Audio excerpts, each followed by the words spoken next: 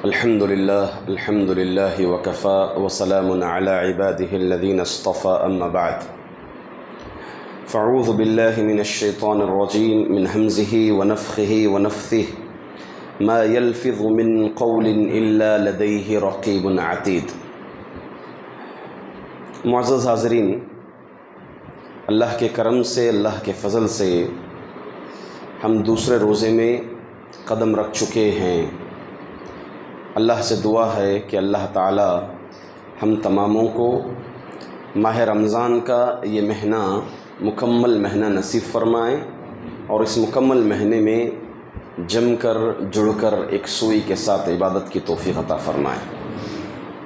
حاضرین، انشاءاللہ بعد نماز فجر اس رمضان میں آپ لوگوں کے سامنے دعا کے مسائل رکھے جائیں گے، اور خصوصاً یہ موضوعات آپ لوگوں کے سامنے رکھنے کا مقصد یہ ہے کہ رمضان اور دعا کا بہت گہرا تعلق ہے۔ اللہ رب العزت جن لوگوں کی دعا رد نہیں کرتے اس میں سے ایک وہ آدمی جو روزے دار ہو۔ روزے دار جب اللہ تعالیٰ سے دعا کرتا ہے تو اللہ تعالیٰ اس کی دعا کو رد نہیں کرتے بلکہ اس دعا کو قبول کرتے ہیں، اور دعا کی قبولیت کا سبب بھی ہے۔ اور دوسری بات یہ ہے کہ اللہ رب العزت اس ماہ رمضان میں صبح و شام ایک آدمی کو اللہ تعالیٰ جہنم سے آزاد کرتے ہیں۔ تو اسی مناسبت کے تحت ذکر کے مسائل، دعاؤں کے مسائل آپ لوگوں کے سامنے رکھنے کی کوشش کی جائے گی۔ ہمیشہ ایک بندے کو اپنی زبان کی حفاظت کرنا چاہیے۔ اللہ تعالیٰ قرآن کریم میں فرماتے ہیں سورہ قاف کے اندر، ما یلفظ من قول الا لدیہ رقیب عتید۔ بندہ زبان سے جو بھی قول ادا کرتا ہے مگر اس کے پاس ایک نگران ہوتا ہے جو اس کی ہر بات ریکارڈ ہوتی ہے، اس کی ہر بات محفوظ ہوتی ہے۔ تو اس ناحیے سے ہمیں زبان کھولنے سے پہلے، کوئی گفتگو کرنے سے پہلے اپنی زبان کی حفاظت کرنی چاہیے۔ اپنی زبان کو صرف اور صرف صحیح کلمات کے استعمال کے لیے استعمال کرنا چاہیے۔ برے چیزوں کے لیے، بری باتوں کے لیے، فضولیات کے لیے اپنی زبان کو روکنا چاہیے۔ اللہ کے رسول صلی اللہ علیہ وسلم نے فرمایا، من کان یؤمن باللہ والیوم الآخر فلیقل خیرا او لیصمت۔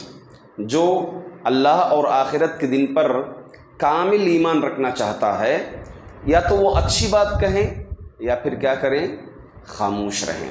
بات کرے تو فائدہ مند بات کرے یا پھر جو ہے خاموش رہے۔ اس کے یا تو دنیا کا فائدہ ہو اس بات میں، یا اس کا اخروی فائدہ ہو، یا آگے مومنوں کے لیے فائدہ ہو، ورنہ اس کے لیے بہتر یہ ہے کہ وہ خاموش رہے۔ ایک اور مقام پر نبی اکرم صلی اللہ علیہ وسلم نے فرمایا، من سلم المسلمون من لسانہ ویدہ۔ اور کامل مسلمان وہ ہے جس کی زبان اور جس کے ہاتھ سے دیگر مسلمان محفوظ ہو جائے، اس کی زبان سے محفوظ ہو اور اس کے ہاتھ سے بھی محفوظ ہو۔ تو یہاں بھی شریعت مطہرہ زبان کو روکے رکھنے کی ہمیں تلقین کی ہے۔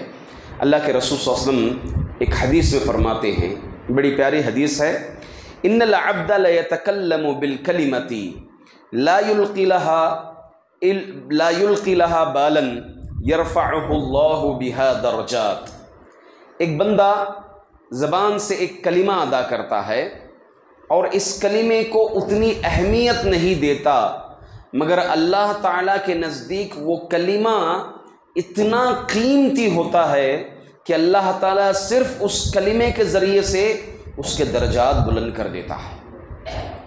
بندے کا زبان سے ایک ایسا کلمہ جس کو اتنی ویلیو نہیں دیتا، بندہ کہہ دیتا ہے، مگر اللہ کے نزدیک اس کلمے کی ویلیو، قدر اتنی ہوتی ہے کہ اللہ تعالیٰ صرف اس ایک کلمے کے ذریعے سے اس کے درجات بلند کر دیتے ہیں۔ اس کے برعکس ایک بندہ زبان سے ایسا کلمہ کہہ دیتا ہے جس کی وہ اہمیت نہیں دیتا ہے اور وہ اللہ کی ناراضگی کا کلمہ ہوتا ہے، اور وہ اس کو اہمیت نہیں دیتا ہے، یہاں تک کہ اللہ تعالیٰ اس کلمے کے بدلے اس کو جہنم میں داخل کر دیتے ہیں۔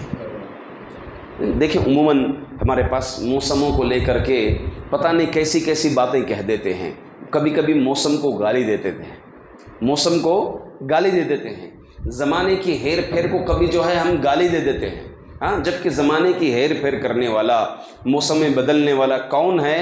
رب العالمین ہے۔ اللہ تعالیٰ حدیث قدسی میں کیا فرمائے کہ ابن آدم مجھے تکلیف دیتا ہے۔ تکلیف کیسے دیتا ہے؟ وہ زمانے کو گالی دیتا ہے، موسم کو گالی دیتا ہے، اور میں زمانہ ہوں، میں موسم ہوں، مطلب زمانے کو پھیرنے والا، موسم کو پھیرنے والا میں ہوں۔ گویا موسم کو گالی دینا، زمانے کو گالی دینا، نعوذ باللہ اللہ تعالیٰ کو اذیت پہنچانے کے برابر ہے، جس کی ایک مثال میں جو ہے آپ کے سامنے دیا۔ اسی لیے اللہ کے رسول صلی اللہ علیہ وسلم فرماتے ہیں کہ جو کوئی مجھے ان دو جبڑوں کی ضمانت، دو جبڑوں کے درمیان والے عضو پارٹ کی ضمانت دے دے، اور اسی طرح دو پیروں کے درمیان کے پارٹ کی ضمانت دے دے، میں اس کو جنت کی ضمانت دوں گا۔ تو دو جبڑوں کے درمیان کیا چیز ہے؟ زبان ہوتی ہے۔ اسی لیے ہم اپنی زبان کی بے حد حفاظت کریں۔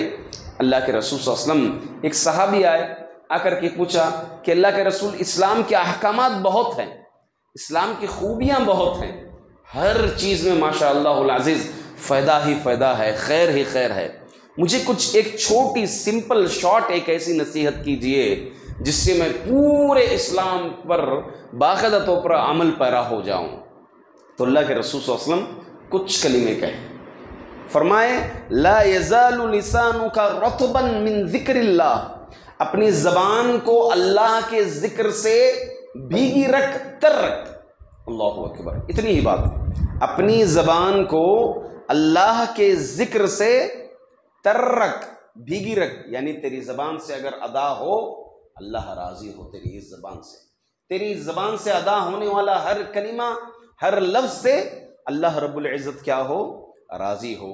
اور ہمارے نبی اکرم صلی اللہ علیہ وسلم ہما وقت اللہ کا ذکر کرتے تھے، آپ کے تعلق سے حدیث میں آتا ہے کان النبی صلی اللہ علیہ وسلم یذکر اللہ علی کل احیانہ، اللہ کے رسول صلی اللہ علیہ وسلم ہما وقت اپنی زبان سے ذکر کرتے تھے، ہمیشہ اللہ کا ذکر کرتے تھے۔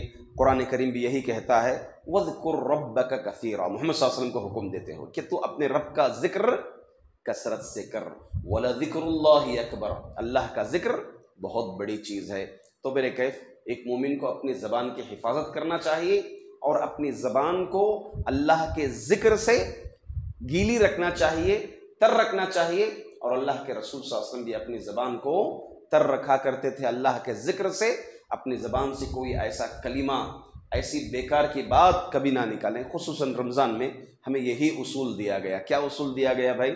گالی گلوچ، چغل خوری، لڑائی جھگڑے سے بچنا چاہیے، کیونکہ اللہ تعالیٰ کو تمہارے پیاس اور تمہارے کھانے سے رکنے کا یہ بھوک، اس کی ضرورت نہیں اگر تم ان چیزوں سے نہیں رکتے ہیں تو۔ اسی لیے ایک اصول دیا، اگر تمہیں کوئی گالی دے، برا کلمہ کہے، کیا کہنا ہے اس کو؟ بھائی میں روزے سے ہوں، بھائی میں روزے سے ہوں۔ خواہ جو ہے خصوصی طور پر رمضان میں گویا یہ ایک ٹریننگ ہے ہماری، اپنی زبان کو محفوظ کر کے، اللہ کے ذکر میں لگا کر کے اپنی زبان کی حفاظت کر لیں، اور اس زبان کو ٹرین کر لیں اس سلسلے میں کہ یہ ہمیشہ اللہ کی راہ میں رہے۔ اللہ تعالیٰ سے دعا ہے کہ اللہ تعالیٰ ہم تماموں کو اپنی زبان پر قابو پانے کی توفیق عطا فرمائے، اور ہمیشہ اللہ کا ذکر کرنے کی توفیق عطا فرمائے، ہمارے روزوں کو قبول فرمائے، رمضان میں آنے والی مشقتوں کو اللہ تعالیٰ دور فرمائے، اور بآسانی سے اس رمضان کو گزارنے کی توفیق عطا فرمائے۔ آمین۔ بارک اللہ فیکم۔